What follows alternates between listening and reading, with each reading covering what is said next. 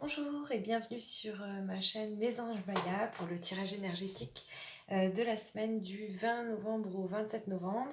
J'ai préalablement tiré deux animaux comme prévu pour que vous puissiez faire un choix en amont du tirage et avoir donc un tirage peut-être un petit peu plus précis, même si ça reste un tirage général.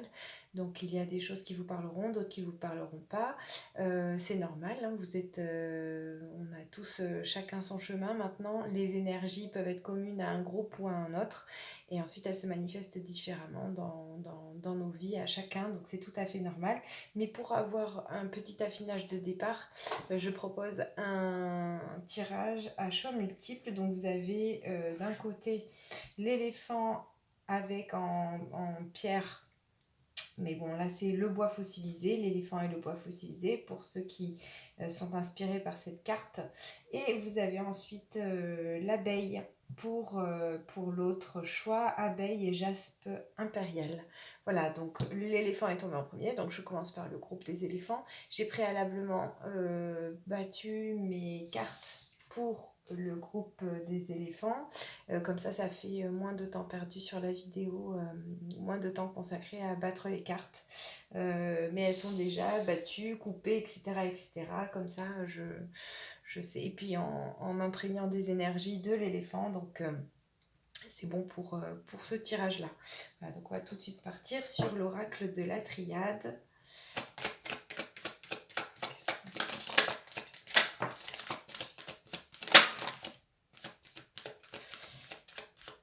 Alors, on a Nadir.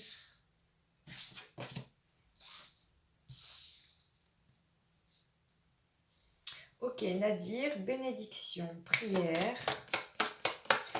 Ensuite, nous avons l'eau, la protection, le lien, frère.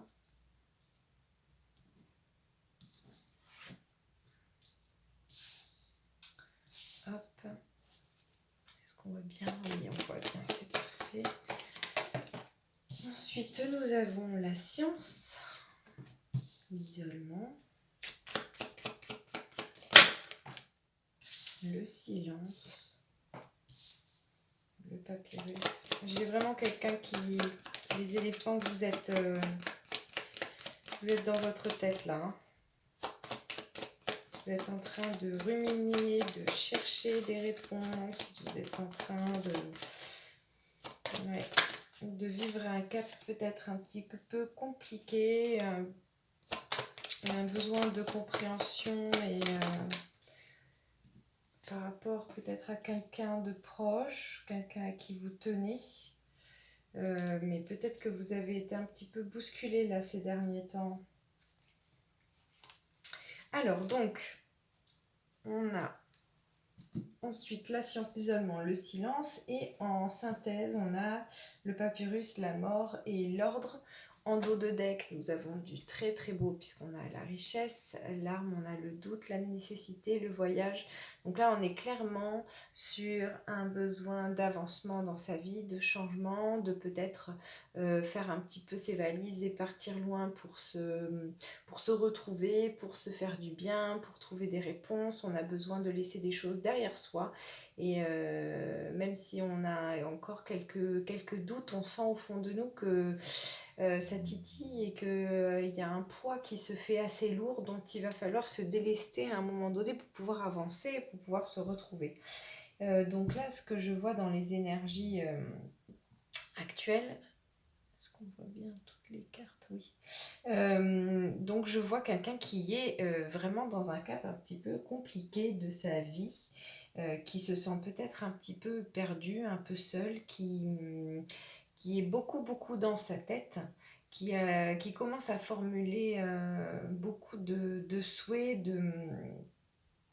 de souhaits pour lui, de souhaits pour l'avenir, qui se voit peut-être ailleurs de là où il est, qui se voit dans dans un petit entonnoir là, qui se sent un petit peu bloqué et qui rêve d'ailleurs, rêve d'autre chose, se souhaite autre chose, ne se sent peut-être pas à sa place actuellement dans sa vie, a besoin de reprendre un peu de perspective par rapport à la vie qu'il a actuellement, de se projeter sur autre chose. Et là, le présent ne correspond pas trop à nos objectifs futurs. Là, j'ai l'impression qu'on est en train de se rendre compte que ce qu'on pourrait se souhaiter dans l'avenir, c'est difficilement réalisable si on en reste là où on est actuellement, si on ne bouge pas certaines choses. Et donc là, on est déjà en train de réaliser ça. C'est déjà un cap compliqué de se dire que ce qu'on a dans la vie, ça ne nous correspond pas vraiment. C'est pas vraiment les meilleures bases pour accomplir ce qu'on souhaite dans le futur. Et donc, on est en train de réfléchir à comment assainir, peut-être purifier une situation, la changer à son avantage. Peut-être qu'on n'est pas actuellement avec la bonne personne, ou peut-être qu'on rêve d'une autre personne aussi, on rêve d'un lien avec quelqu'un, et ce qu'on a actuellement ne nous permet pas de nous projeter dans ce lien. Peut-être que la personne, elle est pas disponible, tout simplement. Peut-être que nous ne sommes pas disponibles. Euh, En tout cas, il y a au milieu de ce jeu, on a la protection. Donc ça veut dire qu'on est quand même sur un cheminement psychologique, un cheminement, une remise en question qui est assez... là, on a la protection, la bénédiction. Bon, mais on nous encourage à peut-être aller mettre le nez un petit peu là-dedans, même si ça nous semble un peu compliqué, un peu noir, un peu déstabilisant, peut-être même pas très encourageant. Parce que là, on va dire que les pieds sont à un endroit et la tête, elle est ailleurs. Et donc, on se sent peut-être en dissociation un petit peu. Et c'est une situation qui n'est pas évidente à vivre parce que du coup, on se sent un petit peu perdu. Hein. On n'est pas en unité avec nous-mêmes, on n'est pas en unité avec nos choix, nos désirs. Et c'est vrai que c'est une situation qui est souvent très très inconfortable. Mais après, il ne faut pas s'inquiéter parce que toute cette situation, elle pousse à un moment donné à mettre fin à certaines choses et donc à repartir sur un renouveau, à repartir sur une nouvelle étape où les choses, elles nous correspondent plus. Ça nous encourage aussi à formuler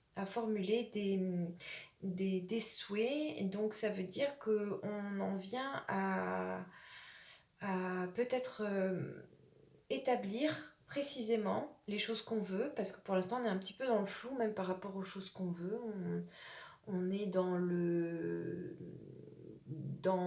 l'espoir de quelque chose, mais on n'a pas encore établi le plan d'attaque pour y parvenir. Et c'est vrai qu'à un moment donné, on arrive dans notre vie à un stade où euh, on a besoin d'une évolution et donc on a besoin de la préciser, cette évolution. C'est comme un petit peu quand on doit euh, préparer un voyage.